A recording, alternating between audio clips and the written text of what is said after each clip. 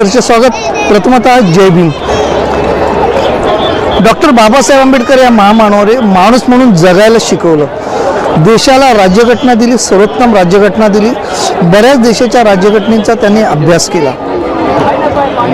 त्यांनी शिका, संघटित व्हा आणि संघर्ष करा हा मूल मंत्र भारतातील प्रत्येक जनसामान्याला दिला। आपल्यासोबत महाराष्ट्र राज्याच्या महिला विंगच्या एक ताई आहेत, आपण त्यांच्याशी संवाद साधतोय।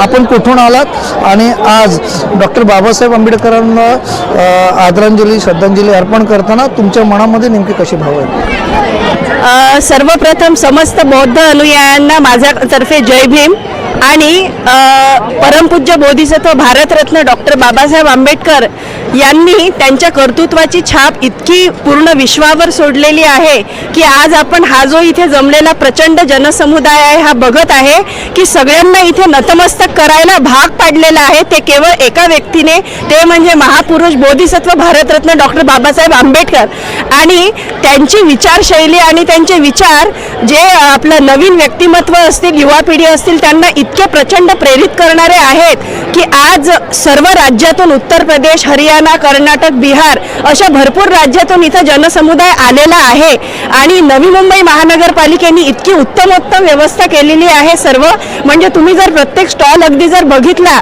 निरखून आणि भेटी जर दिल्या तर असं तुम्हाला त्याच्यामधून दिसून येईल की अशी उत्तम व्यवस्था इतर कुठल्याही ठिकाणी तुम्हाला बघायला मिळणार नाही। त्यामुळे आणि मी इथे काउन्सिलर म्हणून महाराष्ट्र महिला परिषदमध्ये काम करते। आमचं नवी मुंबई महानगरपालिकेच्या सोबत एक काम असतं, बजेटच्या विषयी आम्ही काम करतो।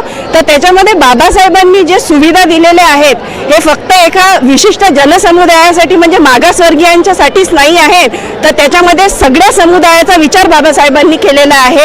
आणि त्यांनी एक सगळ्यात मोठं कार्य असं केलं की भारत देशाला जे भारतीय संविधान अर्पण करून दिलेलं आहे, यासाठी मला वाटते की बाबासाहेबांना आपण सॅल्यूट जरी केला आणि कितीही असंख्य वेळा नतमस्तक केलं तरी भरपूर कमी पडणार आहे।